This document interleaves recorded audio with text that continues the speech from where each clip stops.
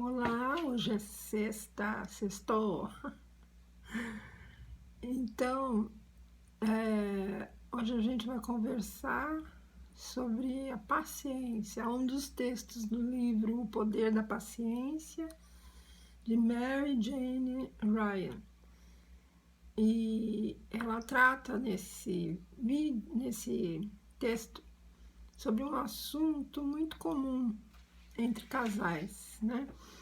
E ela vai contar sobre ela, né? Uma situação que aconteceu e como depois ela começou a pensar sobre esse assunto. Então vamos lá ao texto. Eu vou ler uns pedaços e depois eu vou comentando. Então, o texto ele é precedido de uma frase, ela sempre precede com uma frase. O texto de Deepak Chopra também, né, das 7 leis do sucesso. Então, é assim a frase: a paciência é algo que você admira no motorista de trás, mas não no que está na sua frente. Esse texto é de Bill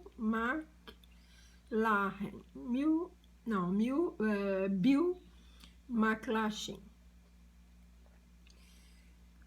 Então, o texto começa assim, ela conta que ela e o Dom, que é o marido dela, eles estavam indo de carro e ela estava do lado dele, né? Ele estava dirigindo e ao se aproximar de um farol, ele estava amarelo o farol, ele parou.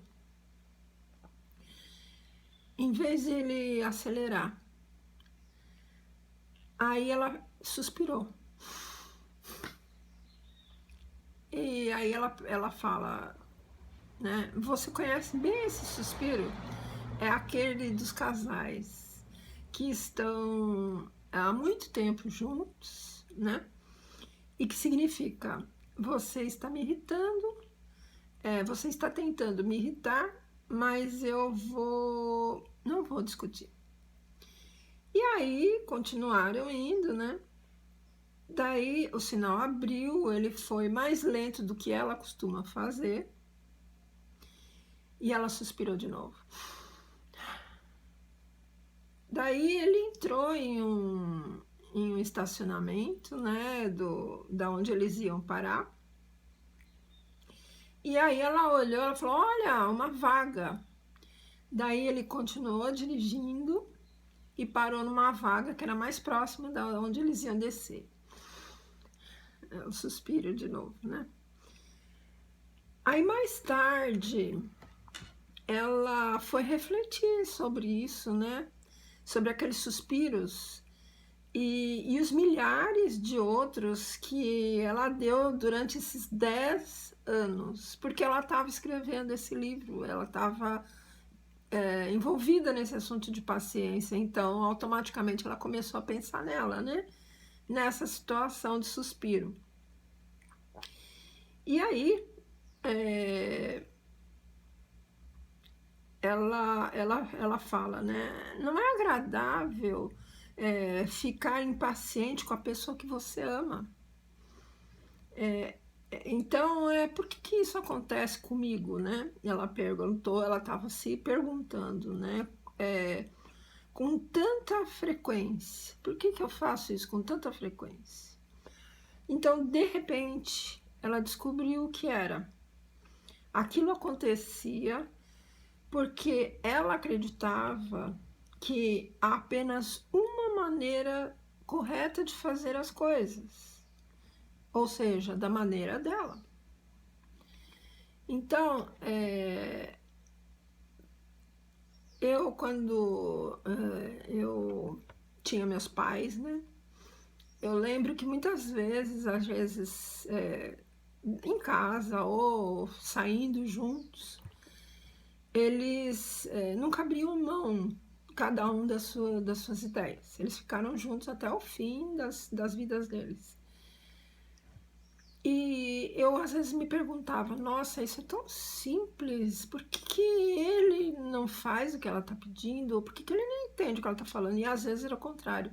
Eu olhava os dois e falava, nossa, por que que ela não faz o que ele está pedindo? É tão simples isso, né? O difícil é a autorreflexão que ela fez com ela. Repare que o marido poderia até estar fazendo de propósito tudo aquilo, porque já conhecia ela, 10 anos juntos, fazendo exatamente o contrário. E tanto ele quanto ela, com a mesma ideia. Só existe uma maneira de fazer, a minha. Ou às vezes, muitas vezes eu vi da parte do meu pai, né, do lado masculino, a ceder com raiva. E algumas vezes, quando ele não queria ceder porque era uma imposição, já tinha cedido muitas vezes e ela não tinha cedido nada, então ele se fechava e fazia exatamente o contrário.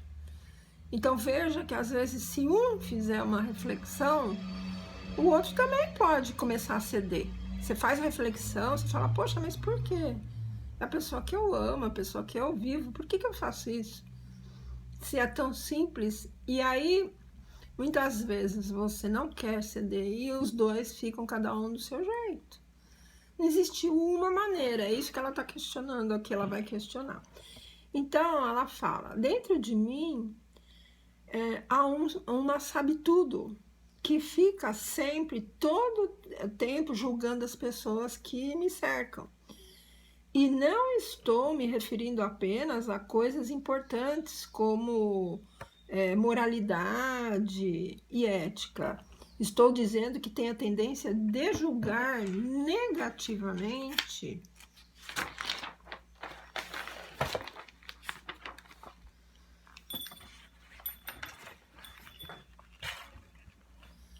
alguém por parar em um sinal amarelo, por escolher um trajeto que eu acho mais longo, por só abrir a bolsa para pagar o supermercado depois de receber a nota. Lá, aqui é antes, né? A gente paga e depois recebe a nota. Lá, acho que eles recebem a nota e depois eles pagam. Que eu acho que é o mais correto, né? E você vai ver o que você vai pagar primeiro, antes, né? Se a gente fizesse isso, recebesse antes, a gente evitaria aqueles procedimentos no caixa, né? Bom, mas isso é um outro assunto. Mas eu falo que às vezes você vai no mercado, cobra e não é, se comprou um produto por um preço e eles cobram outro porque havia algum engano ou o produto estava na prateleira errada, eles têm que fazer aquele estorno. Evitaria se eles dessem a nota, né, antes, ou talvez não, né, tanto faz. Bom, voltando aqui. Mas quando se trata do meu marido, a sabe tudo me domina e fico exasperada. Tudo precisa ser feito como eu quero, quando eu quero, e caso contrário, fico danada. Aqui eu penso, eu era feliz, quando eu estava casada eu era feliz de ter minha casa, de ter o marido comigo, e não acontecia essas coisas ainda, talvez porque não fosse ainda 10. Eu fiquei 10 anos casada, mas eu lembro que eu me lembre, por ter crescido com meus pais assim, né, desse jeito, eu não fazia isso. Eu era o contrário, eu abria mão, né, eu quase que me anulava. Esse acho que é um erro também, né. Então, vamos ver, ela fez essas reflexões, mas com essas coisas eu realmente, eu nunca discuti não, nunca criei problemas, nem suspirei. Hoje consigo perceber que quando somos racionais, podemos ver que existe muitas maneiras de fazer as coisas. Óbvio, né? As pessoas ao nosso redor são diferentes de nós, graças a Deus. E, portanto, é óbvio que que vão agir de maneira diferente. De maneira diferente e não melhor ou pior. Quanto menos tempo gastarmos julgando-as, mais felizes ficaremos.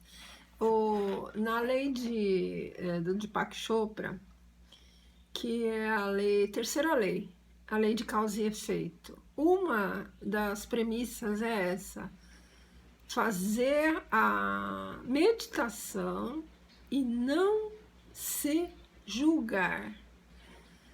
Eu quero uma coisa, né? Eu vou colocar na minha cabeça e eu não vou julgar se eu sou merecedor ou não daquilo. Eu não vou julgar se eu vou ou não receber aquilo. Eu simplesmente vou querer aquilo. E não julgar ao próximo, porque você economiza energia demais.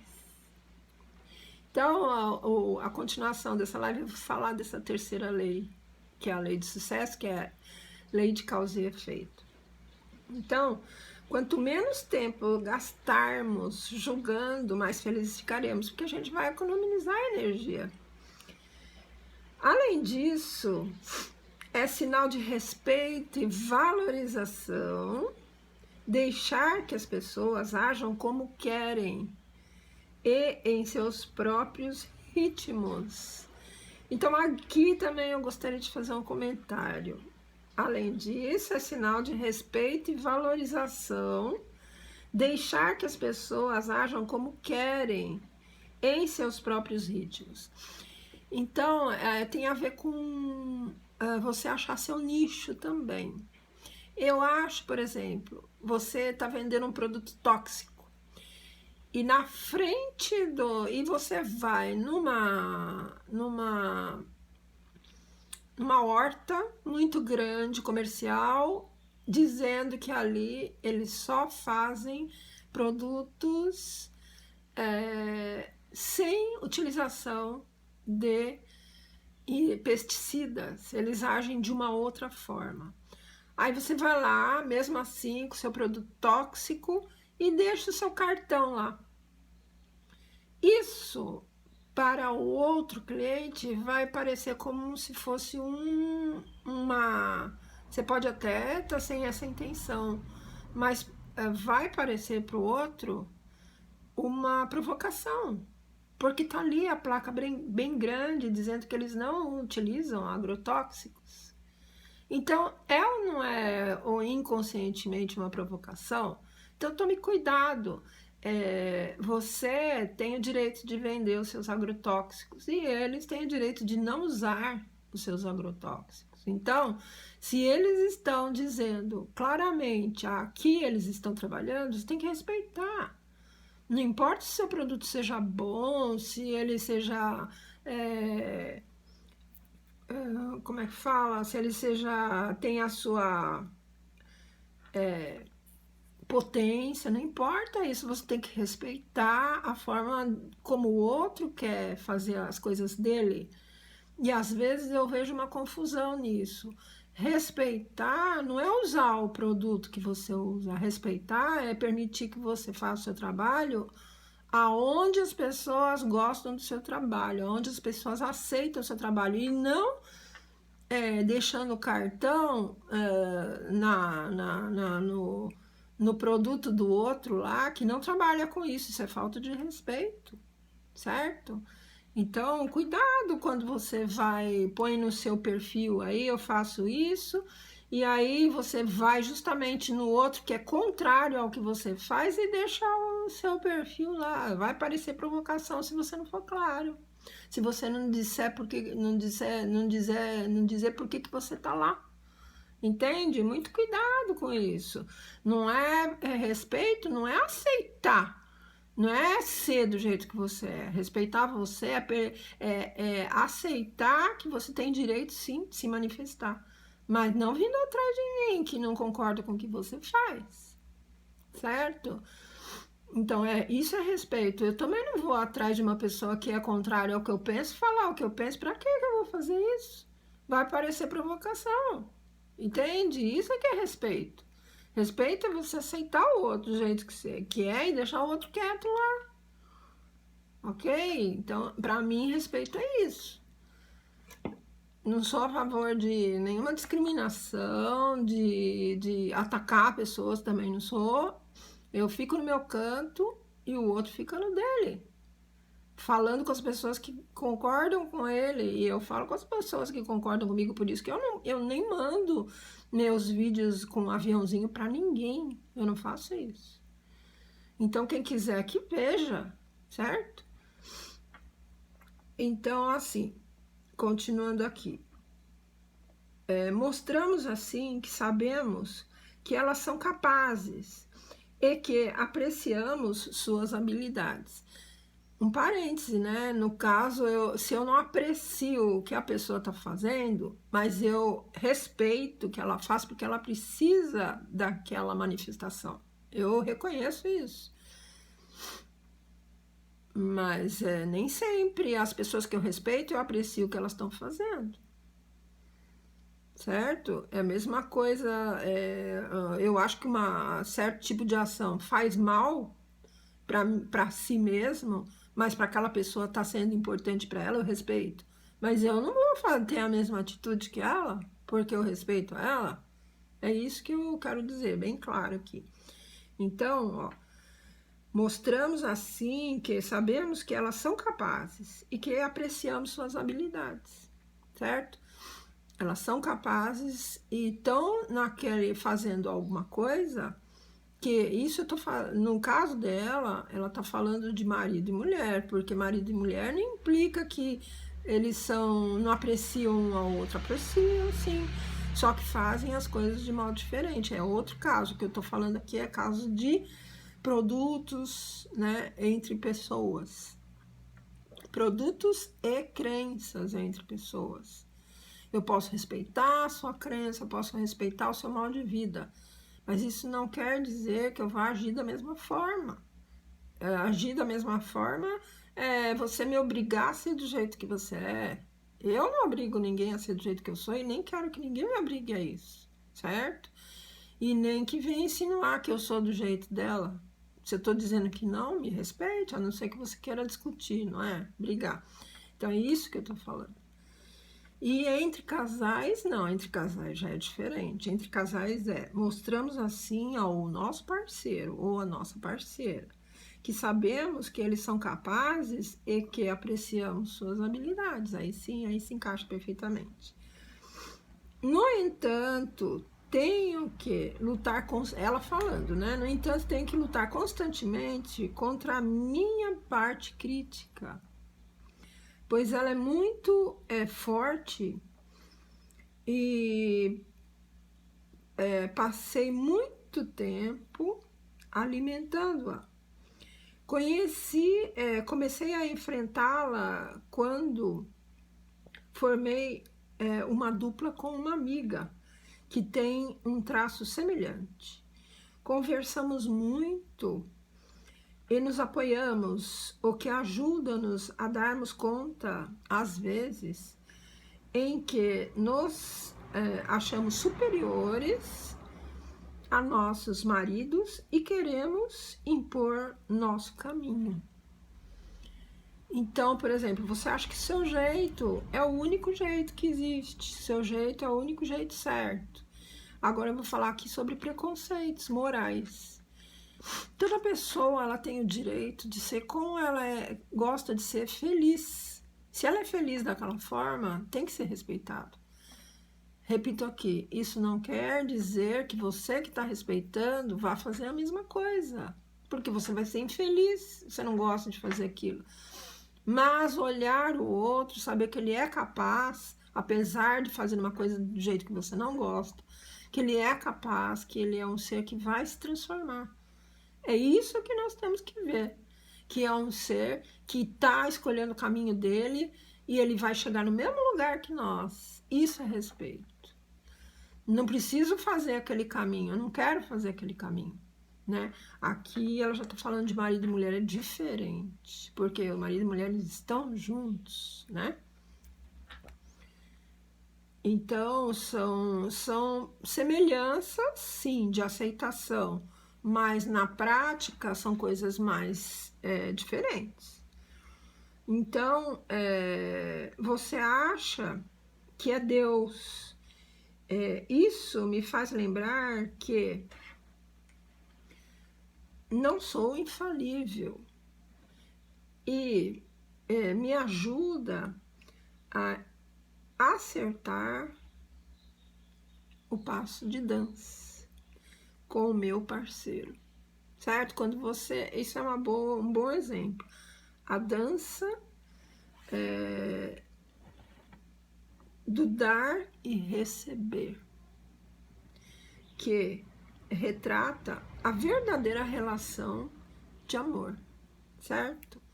Então, ela dá um exemplo perfeito aqui de dança. Eu já dancei muito, eu adoro dançar.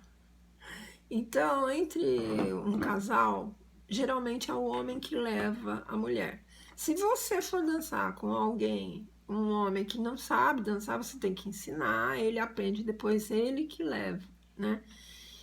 Então, aqui nessa dança, muitas vezes, se vocês estão juntos, é isso que eu tô falando, em casal é diferente. Se vocês são um par que estão dançando juntos, muitas vezes você vai ter que deixar o homem te conduzir para que dê certo o casal dançando. E a vida é isso, né? A dança do dar e receber.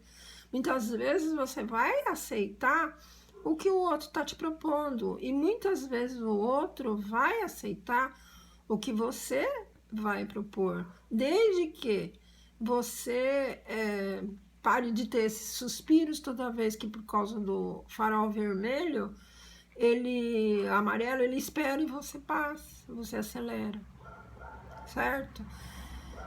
Mesmo que você aponte uma vaga e ele prefira parar mais perto de onde vocês vão descer.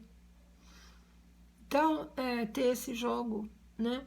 A partir do momento que você começa a ser gentil, o seu parceiro vai começar a também ser gentil. Tem que começar de nós mesmos. E aí, voltando para a lei, então, a terceira lei, a lei de causa e efeito, né?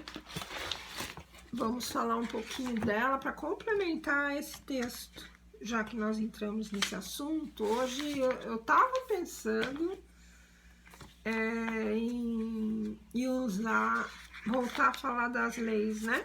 E aí eu fui intuída, né, a procurar esse livro da Mary Jane, e olha só, ela reporta a terceira lei. Então eu vou seguir a intuição, continuar seguindo a intuição e pegar a lei de causa e efeito, lembrando alguns tópicos, né? Essas leis, para quem não conhece, são leis que o Dr. Deepak Chopra fala sobre elas no livro As 7 Leis Espirituais de Sucesso. E foi usando um outro livro, que é Alegria e Triunfo, e esse livro aqui que eu consegui construir uma casa. Outro dia eu estava passeando aí pelo Instagram, né? E vi um cara falando, olha, não é com repetição de frases e mentalizações que você vai conseguir as coisas. Mas achei meio radical essa afirmação dele. Aí eu coloquei lá, comentei. Eu consegui construir uma casa com mentalizações e frases, só que eu usei um livro, né? Eu coloquei para ele. Eu tive que ler um livro inteiro para entender como é que se faz isso. Então, existe sim essa maneira. Não é a única, né? Lembrando agora o outro texto que eu acabei de ler.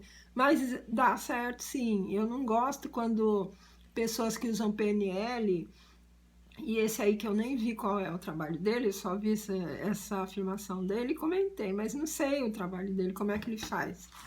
Então eu não gosto quando esse pessoal de PNL fala isso, sabe por quê? Porque tira completamente a esperança de uma pessoa, quando outra que já tem uma autoridade fala isso, e a outra que está lendo, não conhece, é mais fraca.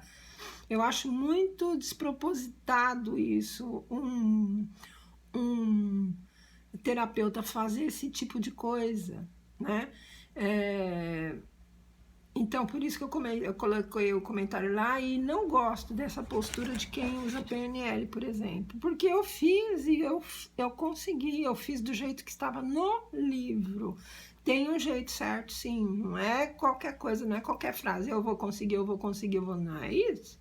São frases perfeitas que entram no âmago do seu ser e tem que, depois da frase, vir a sensação, não de irritação, não de vazio, vem uma sensação de paz, de plenitude que você já conseguiu aquilo, certo? Esse que é o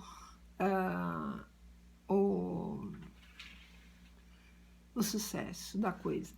Então, eu tô pensando em fazer de novo, eu já fiz esse curso.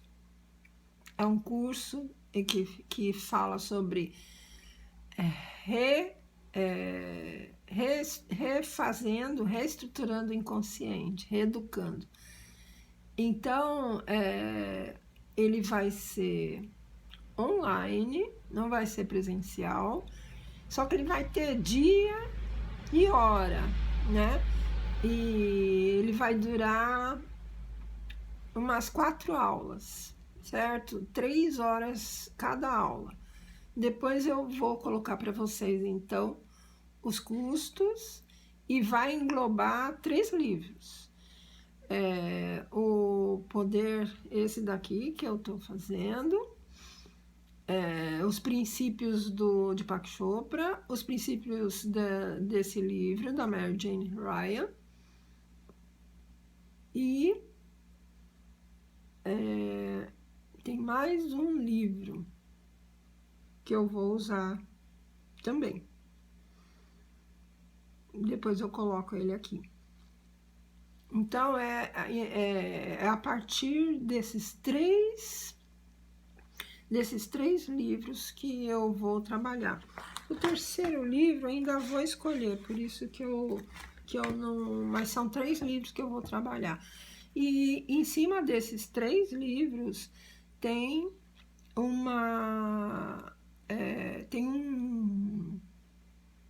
em cima desses 3 trabalhos eu fiz uma apostila. Então, a apostila você vai receber por correio, né? Já está incluído no valor do curso. E o curso começa depois que as apostilas, depois que você fizer o pagamento do curso e as apostilas chegarem, né? Então, na primeira semana, você acerta o curso, eu mando as apostilas, aí na semana seguinte a gente começa. Eu não vou deixar a apostila em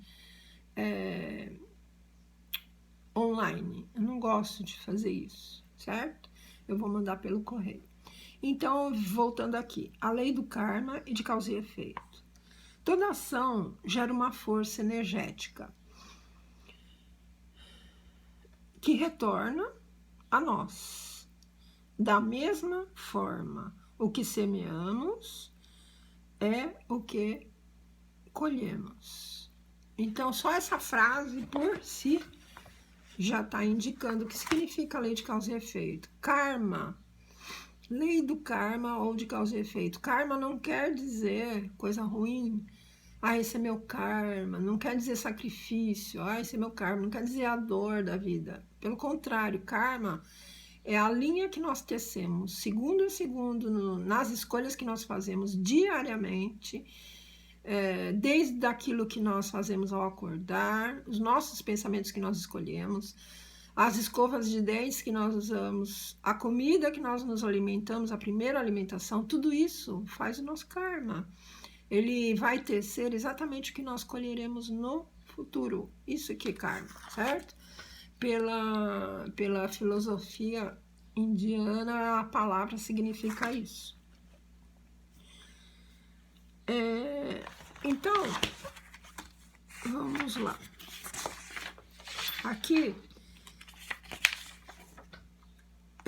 tanto você quanto eu somos escolhedores. É importante a gente se ater a essa afirmação. Essa já é o livro do Deepak Chopra. Então, tanto eu como você somos escolhedores infinitos.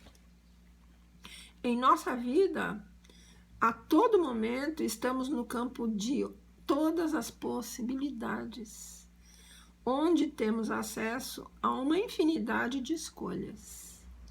Algumas dessas escolhas são feitas conscientemente, outras não. Muitas vezes, nas nossas escolhas, nós somos levados por um processo mecânico já fixado no nosso inconsciente de ações e reações.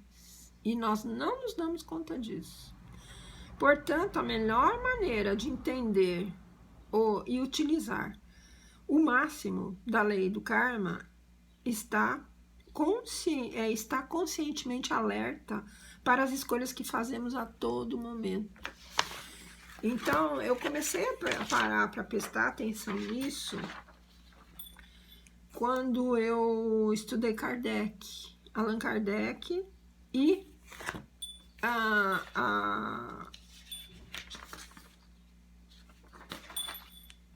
reencarnação. E aí eu comecei a parar para pensar nisso.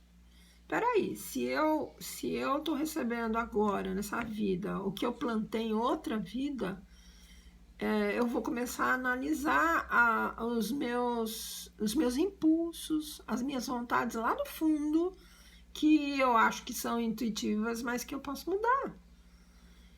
E é isso que é proposto na reencarnação, na ideia de reencarnação. Você pode se modificar, ainda que você tenha cometido, ainda que você seja um psicopata. Porque o que acontece? Quando você já está dessa forma, o seu inconsciente ele já está impregnadíssimo de atitudes de um passado, que você não se deu conta e que ficaram fixados no seu inconsciente. Esse que é o problema.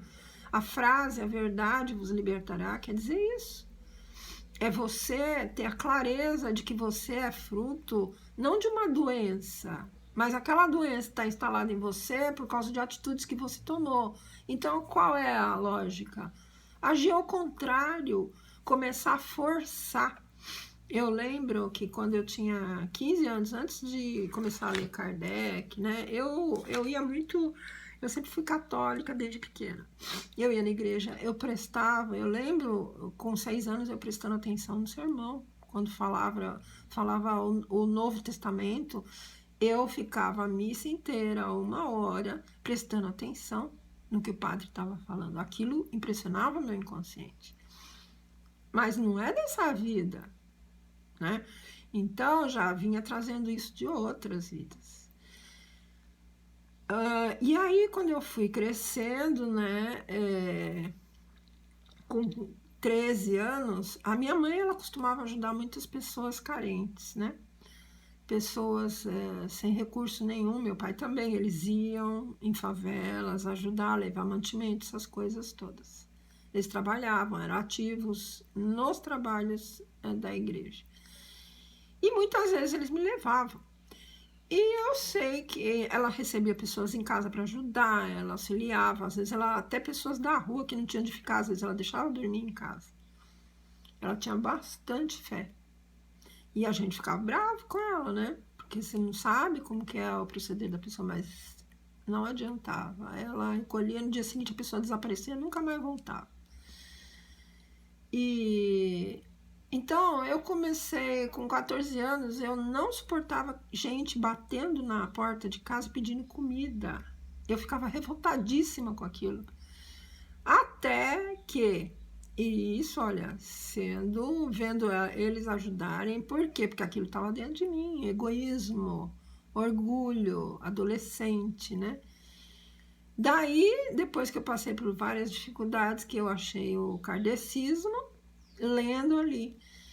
E no lugar que eu comecei a frequentar, onde eu estudava o kardecismo, estudei 5 anos, 1 ano cada livro, eles falaram: você tem que forçar a fazer o bem, porque de livre e espontânea vontade você não vai fazer. Então, foi o que eu fiz.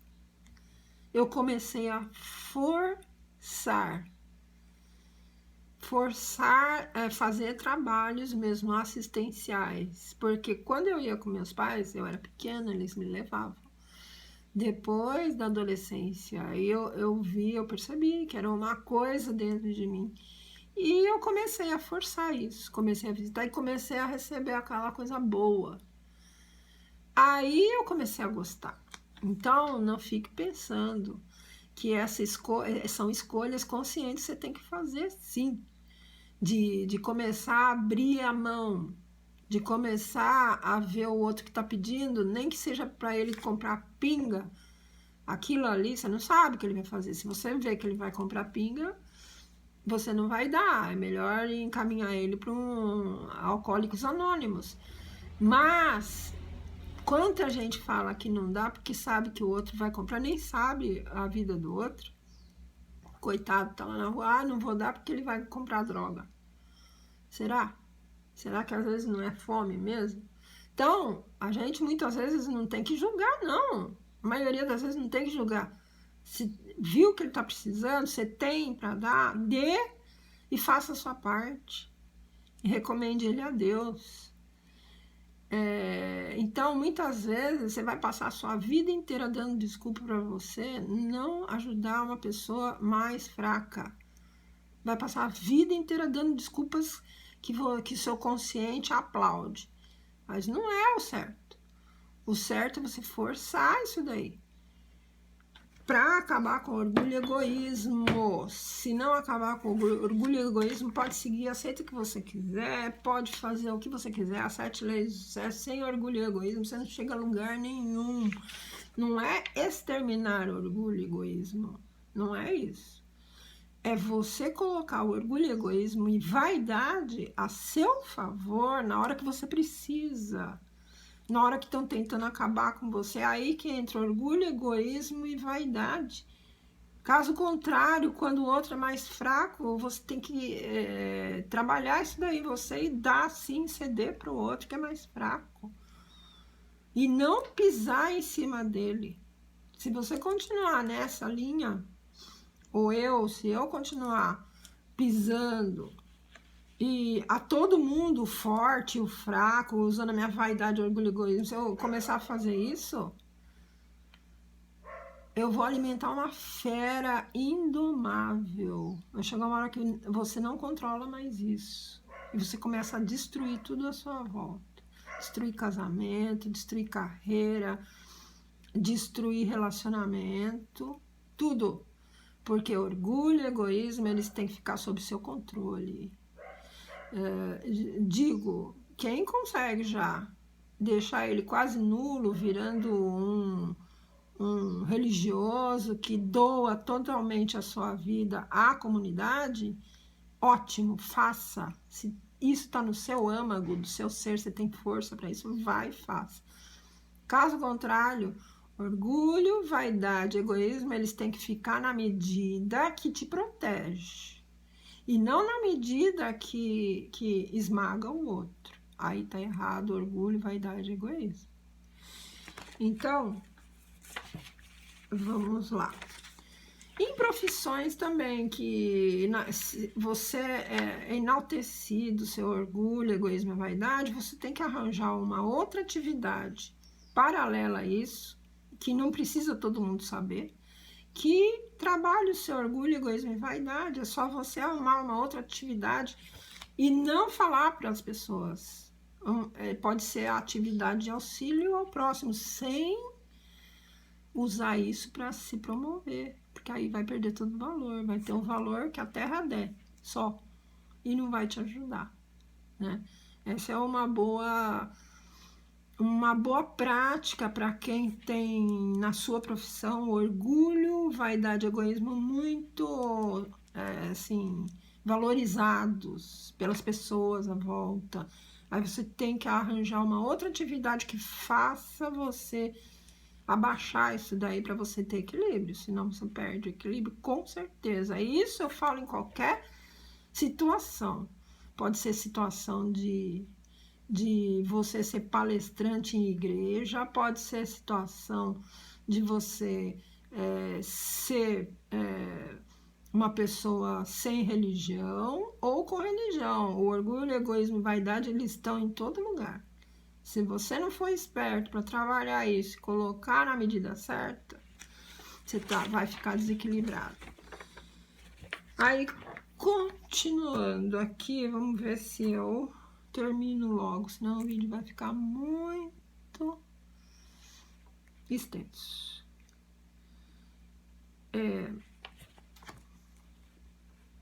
As pessoas, elas, mesmo sendo escolhedor, um escolhedor infinito, elas são um feixe de reflexos condicionados. É isso que eu quero dizer, como a gente fazer coisas que estão lá no âmago, que a gente não sabe nem de onde vem, que não é dessa vida. Então, ou seja, o animal, ele desenvolve um reflexo condicionado, certo? Como Pavlov já provou. Ao associar o estímulo, né, com um som, por exemplo. E também, devido ao condicionamento, temos respostas repetitivas, previsíveis nos estímulos do ambiente. Por isso que é necessário você, quando você não fez isso, começar a observar suas escolhas a cada estímulo, às vezes, do ambiente. Eu vi uma propaganda durante uma semana sobre um certo produto. Aí eu vou lá no final de semana e compro o produto. Observe se você precisa daquele produto ou foi a sensação que o comercial desenvolveu dentro de você de bem-estar. Então, é isso. Vai comprar uma roupa que você já tem milhares dentro do guarda-roupa, mas ficou aquela propaganda, aquela atriz, aquele ator usando aquilo e você se sentiu bem. Eu também quero, eu vou me sentir bem com isso. Na verdade, você está obedecendo a um estímulo, né? E condicionado ao quê? A coisas bonitas, condicionado a um bom ambiente que você está vendo junto com aquela roupa, com aquele produto, certo? Seja esperto, né? Os caras que vendem, eles estão atentos a isso. No entanto, esquecemos, de fato, essas reações são também escolhas que fazemos a todo momento. Simplesmente estamos escolhendo inconscientemente. Eu lembro que tinha uma época que toda vez que eu ia no centro da cidade, eu tinha que comprar alguma coisa. Eu ia para fazer por exemplo, ia no dentista. Mas eu estava condicionada a não ir no centro da cidade sem trazer alguma coisa, sem comprar alguma coisa. E aí eu comecei a prestar atenção. E principalmente quando eu estava engordando, eu tinha que parar sempre numa loja, comprar uma coxinha, que era uma loja que eu comprei uma vez, 2, 3.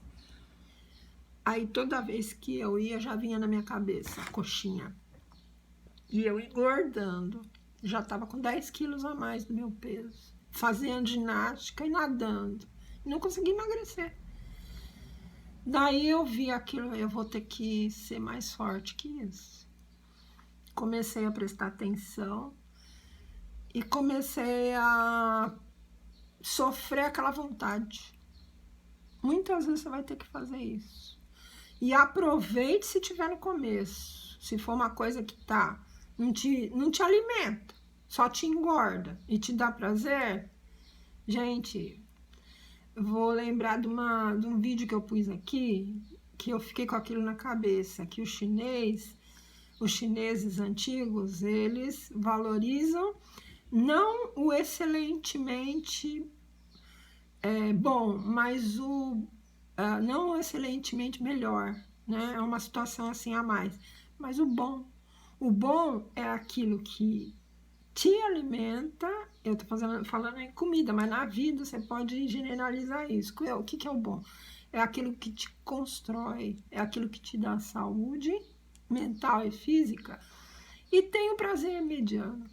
Aquilo que é excelentemente prazeroso, mas que não te traz nenhuma construção, melhor evitar. Isso é sábio. Mesma coisa, tem um cara ou uma mulher que é estonteante, que eu saio, mas que nunca vai ter um relacionamento sério comigo. Mas eu não consigo evitar, porque ele é maravilhoso, ela é maravilhosa. E tem a outra ou o outro que é bárbaro, só que é normal. Não é estonteante que nem aquele ou aquela. Mas ele pode me dar outras coisas que são muito melhores do que solidão. Ele pode me dar prazer, companhia, ou ela, né? No caso de um homem, porque eu sou heterossexual. Eu tenho que deixar aqui bem claro que eu sou heterossexual. Porque o pessoal tocando bateria e confunde. Não sou outra coisa. Eu não sou homossexual. Não sou. Sou heterossexual. Então, no caso, né? Então, eu vou escolher o quê? Uma pessoa que eu posso construir algo, porque é nisso que eu estou visando. E não um prazer que depois eu vou ter que trabalhar ele com outras. Isso para mim é palha que o vento leva, né? Eu vou claramente escolher alguém com quem eu posso construir e me ajudar, que eu possa ajudá-lo e ele me ajudar a construir uma vida mais assentada, uma vida que, no final das contas, vai ser muito melhor do que a solidão, certo? Então, é nesse sentido que as nossas escolhas, elas precisam ser analisadas. Qual vai ser o resultado dessa atitude permanente? O que vai trazer para mim? Então, e no final das contas, o que eu vou fazer de bem para mim e o que eu vou fazer de bem para os outros? É isso que você tem que se perguntar. Porque é isso que vai trazer felicidade. O ser humano, não importa o que ele faça, ele está procurando ser feliz. Até quando ele mata alguém, ele está procurando a felicidade. Ele quer tirar aquele sofrimento da vida dele. O ser humano procura felicidade permanentemente. Nós fomos criados para ser felizes. E nós vamos alcançar isso. Por caminhos tortos, por caminhos retos. Cada um escolhe o seu caminho. Você pode ir pela dor ou pelo amor, você escolhe. Mas a finalidade que você e que você não pode mudar é a felicidade que você está procurando, certo? Então, eu vou só dizer agora, terminar essa live com as três coisas que você tem, que os 3 exercícios para você fazer a lei de causa e efeito. É um exercício para você, se você quiser fazer. Existem 7, tá? Eu não vou passar as 7 aqui, porque não dá tempo. Cada uma delas é uma live. Então, eu vou falar, deixa eu ver, aplicação da lei do karma ou causa e efeito. Então, vamos lá, para você treinar a lei de causa e efeito. Quem quiser saber sobre as outras, pode adquirir o livro, né? Ele tem para vender. As 7 Leis Espirituais de Sucesso, de Deepak Chopra. Se escreve D-E-P-A-K.